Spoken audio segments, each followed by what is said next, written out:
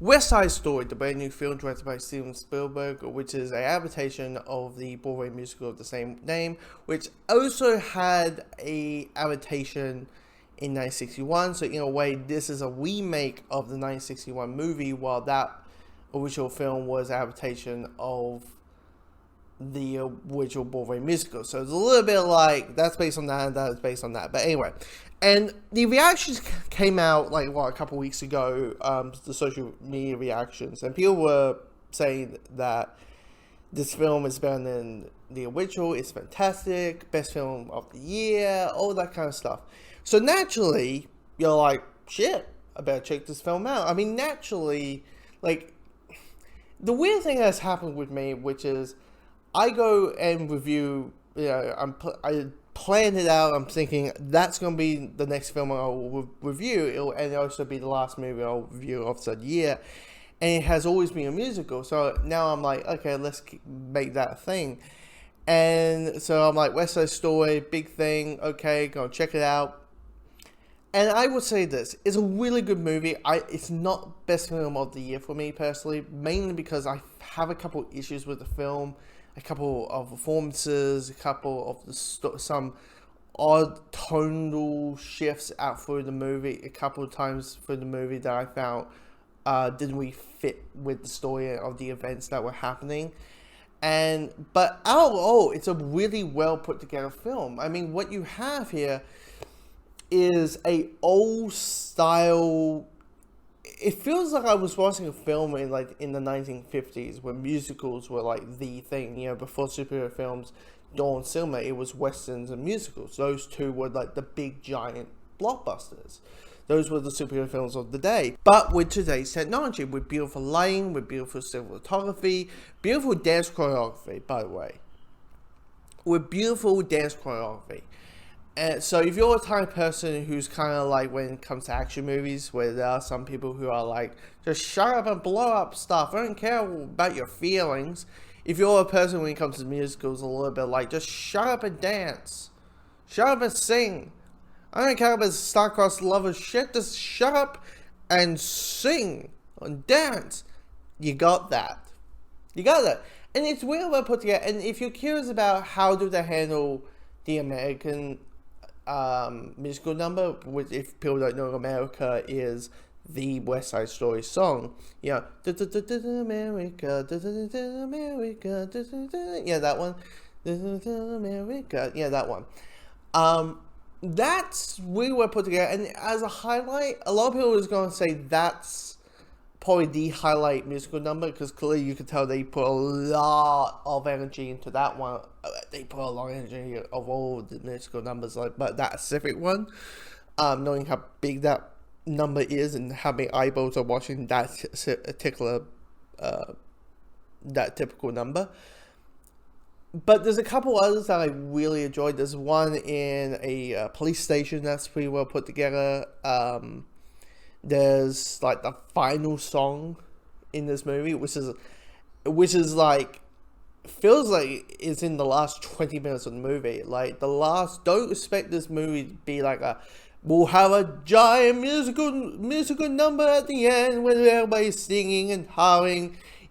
Don't picture, do you hear the people sing? Don't expect that happening, because the story is basically Romeo and Juliet. You got the Sharks and the Jets, who are two gangs, and when you have two star-crossed lovers from each side fall in love, shitstorm happens, which is kind of like what happens in Romeo and Juliet. I don't want to hit spoilers whatsoever in case you don't know the story of West Side Story, if you haven't seen a version of it on stage or seen the 61 musical, the original movie. I don't want to hit spoilers, but at the beginning, here's the thing, at the beginning it had a little bit of pacing issues, where it took a while to get the story going. You understand it's just saying things up, but you felt like, come on, let's pick up the speed a little bit. It feels very slow and a bit sluggish, but when the story starts, literally starts, and the conflict happens, which is at I don't know, 20 minutes into the movie, that's when it picks up, and it keeps going and going and going and going, and it doesn't stop. It doesn't stop. hitting these hypes. And the weird thing about this movie is, like, if you're expecting like a musical that's just like at the end of the movie, it's going to have like a Memoir type ending where everybody sings and says, "Do you hear the people sing?" Like, if you're going to expect that type of stuff, don't expect that.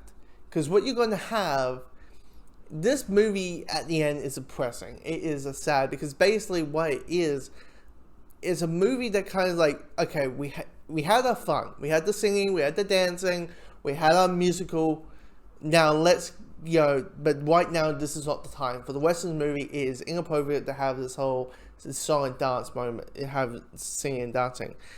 And at the end of the film, it is tense, it is violent, it is like, if you know West Side Story and you worry about keep it cool, boy, like if you worry about that happening a lot, like clicking, gangs clicking their fingers and dance fighting, all that kind of stuff, don't, because Spielberg clearly is like, yeah, these are gangs, these are violent gangs, and at this point now, they're all about blood, not blood, but at least violence. They want vengeance or what happens, and it just gets really, like, you're just like, what am I watching, in a good way, as like this is absolutely incredibly well done at when the speed of the thing picks up. Now, one of the things that needs to work is this Romeo and Juliet situation with the two star-crossed lovers who do meet each other at first sight, blah, blah, blah, blah, blah, blah, blah. But here's the thing. It kind of needs to work from both ends. You need to have a sense of chemistry. And the person who's playing the female lead of the story is really damn good. But who's the guy's name from Fault in the Stars and Baby Driver? Like, Elton, whatever. I never felt he was that good an actor. And you're thinking, well, maybe Spielberg can, pick his, make him a better actor. You never know. The answer is no. It looks like every time they speak and have this romantic, romantic drama and the conflict, it all just comes across as she's talking to a brick wall. It feels like there's no emotion in his face till the very end, but there's no emotion in his face. He just becomes wooden and just becomes very just bland. And even the singing, like everyone's like up to 11 while he's like 6. I'm like, girl, you sure this is the guy you really want to fall in love with? Are you sure? Because the other guy, there's probably simple, other guys who are probably be good, placements for this guy, because he's a bit flat. I don't see what, because he's not even charming, this character, because how like flat he is, and it's kind of drains on the movie. So it's that weird thing of not able to buy the relationship between the two, the chemistry between the two characters.